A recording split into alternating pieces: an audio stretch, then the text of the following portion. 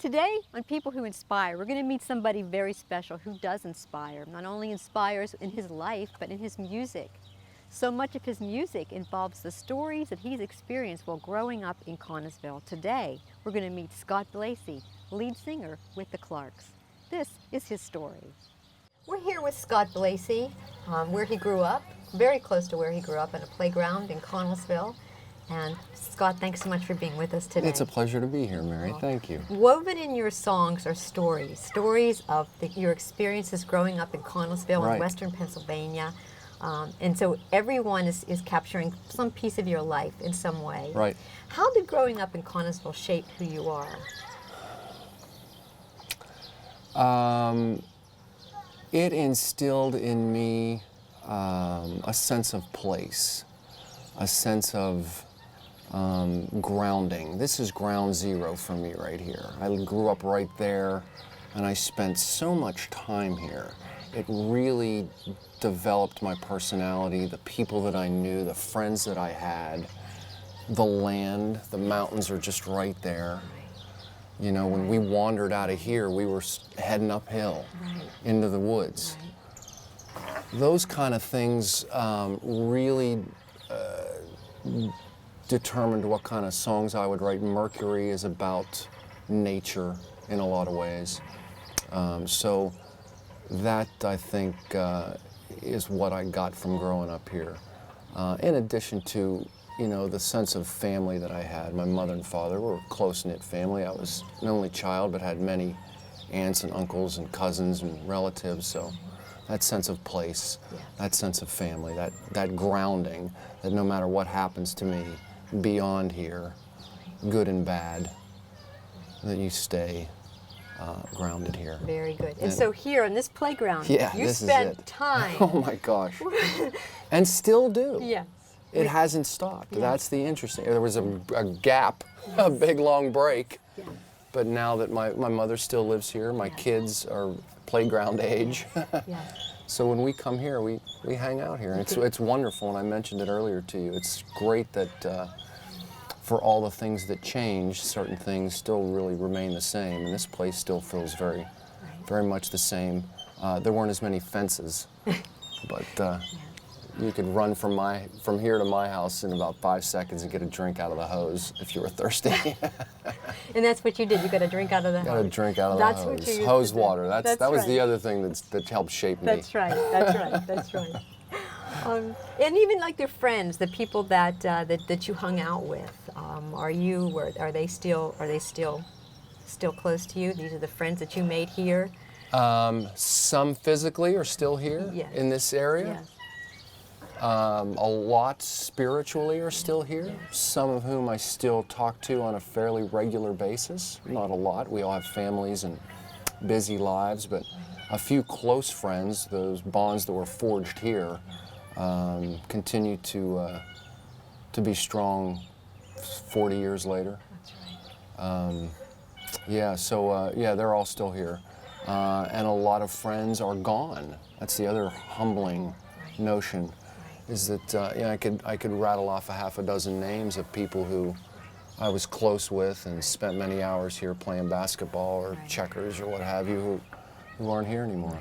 Those friends that are here, even physically or not here, how have they influenced you to be who you are? Yeah, well, you know, one of the interesting things is the sense of language that you have amongst a tight group of friends, especially young boys growing up. You tend to develop your own languages.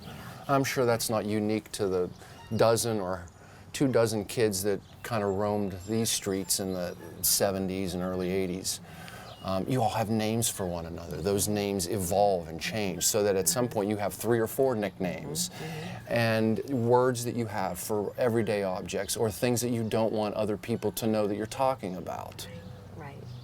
You find other words for. And that sense of language has really helped me as a songwriter. It's helped my imagination. It's helped the words that I choose. You know, there's a certain mystery to writing, you know, being able to get your feelings out there in an interesting, unique way that is somehow universal to all of us. So that language that came from those friendships is really an interesting thing in how it developed writing songs. And talking about Mercury, it talks about, cars can't drive here, where you're going, you're talking about the bike trail, you're talking about, even before it was a bike trail. Tell us a little bit about that song and its meaning for you. Yeah.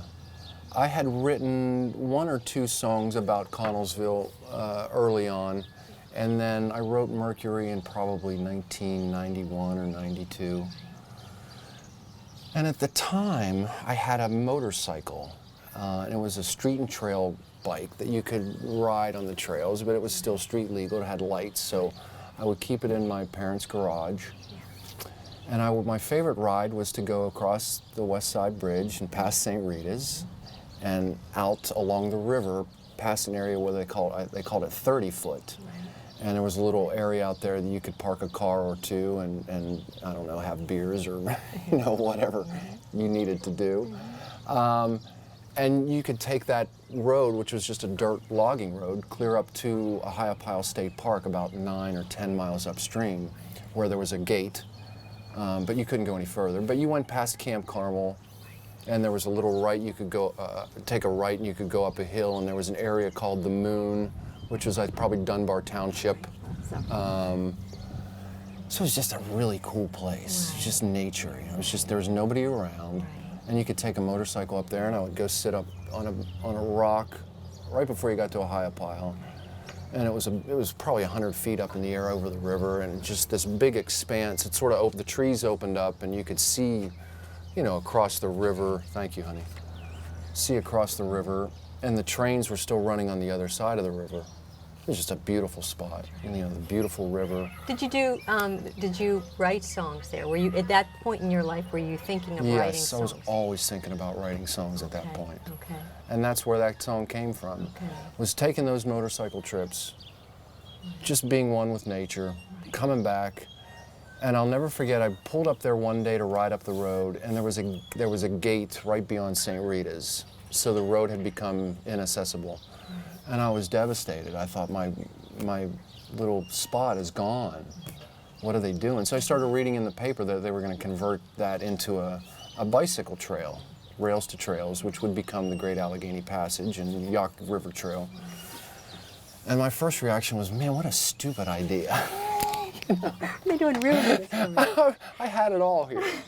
What are you doing? So, they turned it into a bike trail, and I had a bike. And so when it first opened, I was very curious about it, and I read all the articles I could read in the papers and what was happening. So it was early 90s, and they opened up that section. The section from Ohiopyle to Confluence had already been open for quite a while, since the 80s.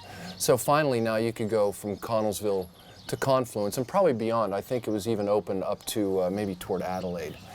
So you could ride a long way on it. And I thought, well, this is pretty cool. So I would take bike rides. Then I would go over on my bicycle. So you traded your motorcycle I in for traded the a bike. motorcycle in for a bicycle. And I discovered a few things. I discovered all the things that I had missed on a motorcycle with a helmet on, going 45 miles an hour, 50 miles an hour. It's just a blur. When you're on a bicycle going 12, 13 miles an hour, suddenly you see all these vistas that you had never seen before. You realize on the right going up, there's a waterfall right there, and it's beautiful, and it's just a little pool down there. So you discover things, which is sort of a metaphor for life, I suppose. You slow down and you start to see things that you didn't see before. Living in the moment. Living in the moment. So I gained even more appreciation for that trail, and more of a love for it. And I would ride up to Ohiopyle and have a bite to eat up there at the market, and turn around and come back, and it was a great ride. I remember one time, and it's slightly uphill going there and slightly downhill on the way. So coming back, I was just invigorated and flying down the trail, and I felt like Mercury, with wings. And I got home and ran upstairs and picked up the guitar and just started writing about the trail and nature itself. And that's where that comes from. That's awesome. Yes, it is a 3% grade coming down the trail. It's wonderful, isn't So it? you don't hardly have to pedal at all. 18, 19, 20 miles an hour coming back. It's like, this is fun. Awesome. It's that's really awesome. So that's it really captured it. It really did, Yeah. and I wrote it right there, and in your room? in my bedroom. In your bedroom? In my old bedroom, which is still somewhat intact. Does it still look like your bedroom? It still kind of looks like my bedroom, and I have an old, like a really old Pittsburgh Steelers trash can from, the Sears catalog from 1976. Stuff like that. Still makes it feel like home. That was your place. That was my place. Yeah. That was it. I would stare out that window and see who was playing basketball on any given day. Yeah. And I remember vividly February, March days when it would warm up into the 40s or 50s. We would shovel snow off of the basketball courts just so we, in that time there was limited things to watch on television. There were no electronics to sit around and stare at. And you lived so outside. we lived outside, Yes. exactly. Yes. From a very young age. Yes. Both of my parents worked. My dad was around a little more because of the nature of his job. But there were often times, first grade, second grade, I would just walk home from Southside Elementary School and get on my bike, grab a snack, get on my bicycle and Just go. stay out and play until my mom came home from work and made dinner, and I would hear her yell, "Scotty!" But you didn't have to yell far because you were I was around. usually within earshot. You were around. At dinner time, at least. Exactly. That's cool. And a lot of kids, did they hang out at your house? Was your house a hub? It wasn't quite the hub. It was because you had the hub right the here. hub was right here, Okay. and then all these houses really around here had served their own sort of function within that social community. My house was, again, probably the let's go get some water, let's go get a drink. Yes. And my dad was always very welcoming, and my mother was too, and they loved my friends and kids, and they had no problem welcoming them into our house. And the Truxell family lived right there, and their yard that was the football yard. Yes. That's where we played Yes. football, Yes. and they were welcoming. Yes. And I could just go around the horn. We knew everybody. The in neighborhood was the playground. The neighbor, yes, and Now, right. Are a lot of those neighbors still here? I would not say a lot. No, Okay. I would say just a handful. Okay. I would say 75, 80% are gone. Okay. Okay. Yeah, But it's my- always home. It's still home. But it's still home. Yes. And the wonderful thing is, a guy that I grew up with, a couple years younger than me, just bought the house right next to my mom. Oh, cool. So Yes. it's just Yes. that sense of community stays intact. Yes. Yes. You never know. You're going to come back and live in the Yeah, neighborhood that you right. grew up in. You And never know. I did my best to get out of here, Yeah. and then at a certain Yeah. time I couldn't wait to get back. When do you think you started appreciating home again? In what part were you in your life when it suddenly you saw that it was... Well, it's very easy to appreciate something once it's gone. So as soon as I went away to school, in fact, my freshman year, I would come back here frequently to see friends who were still going to school here, and but then I sort of fell away from it a little bit. But again, my parents being here in the trail, and specifically in the river, Sure. swimming in the river became a big deal. Okay. So I never really lost the complete appreciation or said the heck with my hometown. That's right. I certainly had more interests in far-flung places. Sure. And, Which also shaped who you are. You yeah. had to be, you Yeah. had to go. You can't grow unless you go. Right. You can always come back. Yes. But yes, get out for a little yes, while and see what yes. else there is out there. Yes. And now I'm especially, we have 3 children, Yeah. 3 beautiful girls. Right. And now you're able to introduce this neighborhood, and they've grown up knowing this and growing in the same places that you've been. Yeah. Tell me, who has influenced you, maybe the most in your life? My dad, Don Blasey, Big D. That's probably a common theme amongst musicians, young men. Their dads are big influences, and I shouldn't rule out young daughters as well. But and not to exclude my mother in any way, but I think the reason I would say my dad is because he steered me in music's direction. I had a lot of interests and a lot of passions, and music was one of them, and he nurtured it. He pretty much brought me my first guitar and encouraged my dreams and said, you should do the thing that you love. And I loved music, so I thought, the heck with 9 to 5, let me see what I can do here. Because I had a college degree, I had a good job, and I quit my job and decided to pursue music. And I was young, so I didn't have much to lose. I figured I'd try it for a while, and it worked out. And he loved it. It sure did work out. Yeah, so, and he thoroughly enjoyed it, and so did my mom. They would come to shows all the time, and my dad would frequently be on the side of the stage with a beer and a big smile on his face. And that's my boy. That's nice. Good guy, good man, World War II veteran.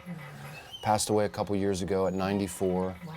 Was very healthy and vibrant Right. all of his life. Okay. And was just a wonderful guy, very loving. You're really blessed. Yeah, I was really blessed. Yes, Very yes. loving man, very And funny guy, very social. I'm sure, and I'm guessing, I know that he must have influenced the kind of father you are to your own children. Oh my gosh, yes. It's amazing the things that you catch yourself doing and saying that you can just directly Like what? attribute Give me an example. to your phrases.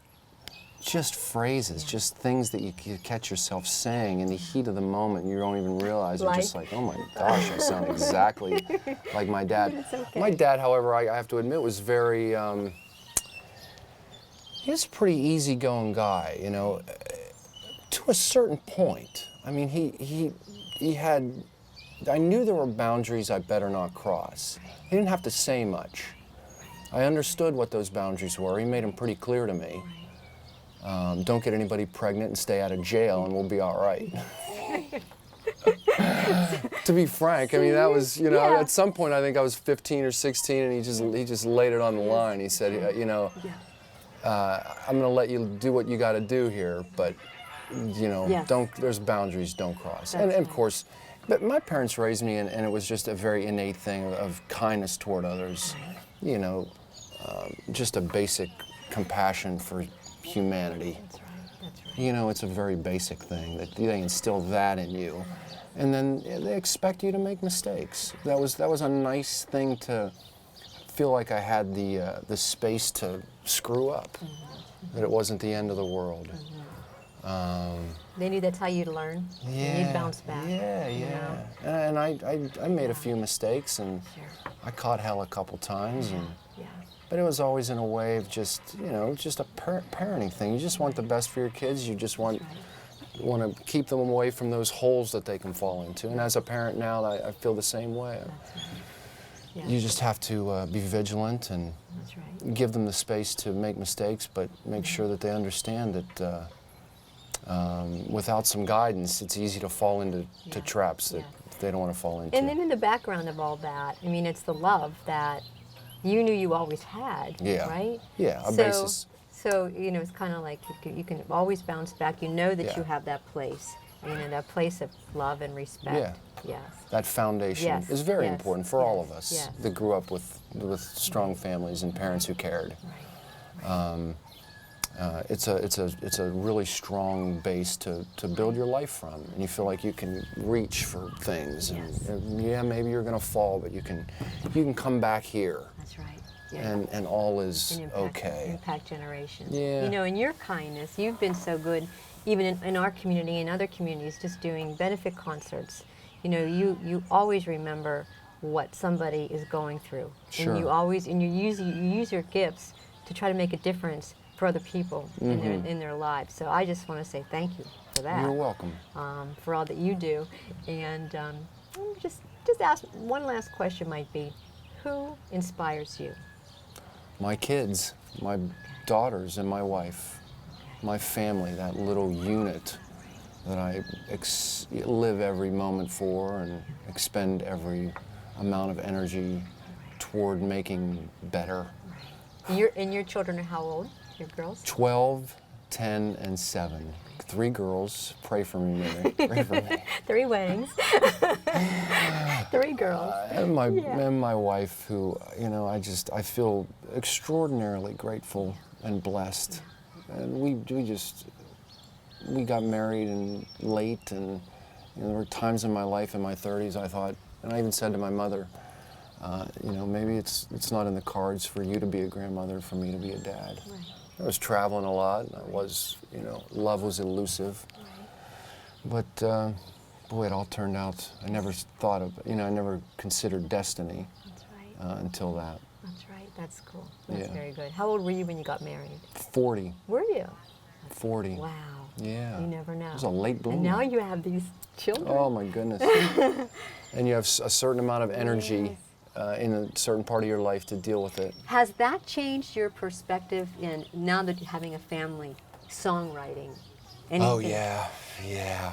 You write about what you know, and I'm Yes. completely immersed in the world of being a father and a husband and a son, and family shows up a lot now. It's hard to write a breakup song when you're, you know, maybe that's, and maybe that type of songwriting isn't for everybody. But it's not the only thing I do. In fact, it's been sort of liberating in that when I got married, when I had children, you know, contentment is not always the best fodder for songs.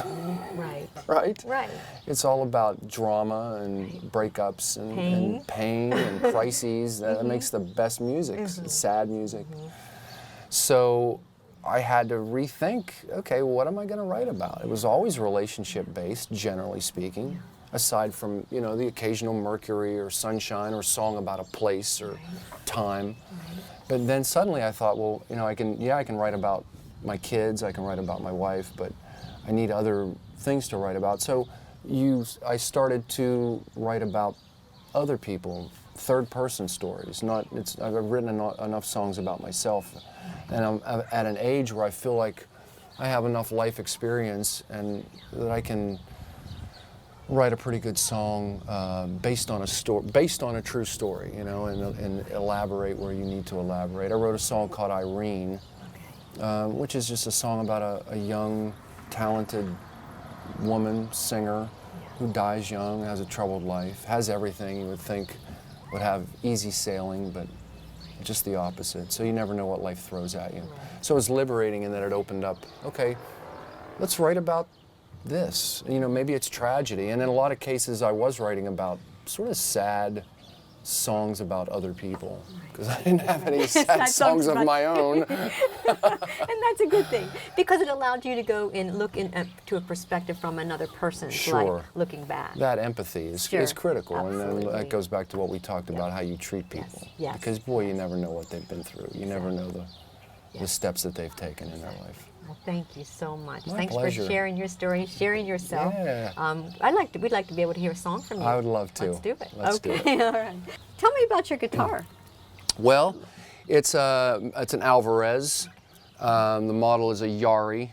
You know, it's not particularly valuable or noteworthy, other than I have an emotional attachment to it. It was sort of my first real guitar that I played on stage. It's probably 25 years old or so. It's got a few dings and nicks, and I played it for 10 or 12 years, and I retired it from live performance. I grew attached to it, and I had some other guitars, and I just took it home and left it there, and I bring it out occasionally, but I didn't want it to get destroyed or damaged in any way, so You've written songs on it? I've written many, many songs on it. It sounds really great, just acoustic, and it also sounds great plugged in. It's got a little microphone here and a pickup here, and just a really nice, easy guitar to play. Wrote Mercury on it. You know, it was certainly my 90s guitar. That's all right, yeah, it's ours. So, Well, let's hear a little Mercury. love this guitar. Thank you. It's so cool to be playing this song here. Very appropriate.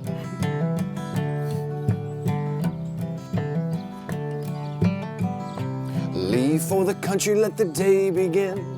I carry my share of original sin, writing you a letter from a telephone, messenger man in the great unknown. I wanna be like Mercury with the wind blowing through my hair. Swim up the river to the cedar trees, follow the sun, we'll catch a nice cool breeze. Bicycle trail only runs so far, this is a place you can't get by car. I wanna be like Mercury with the wind blowing through my hair.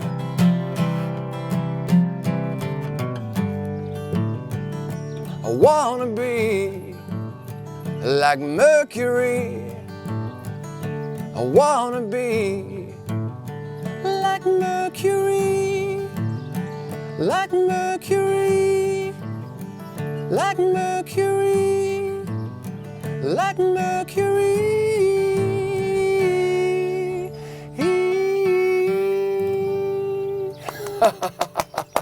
That's awesome. Woohoo! Thank you, Connellsville! That's awesome. That's awesome.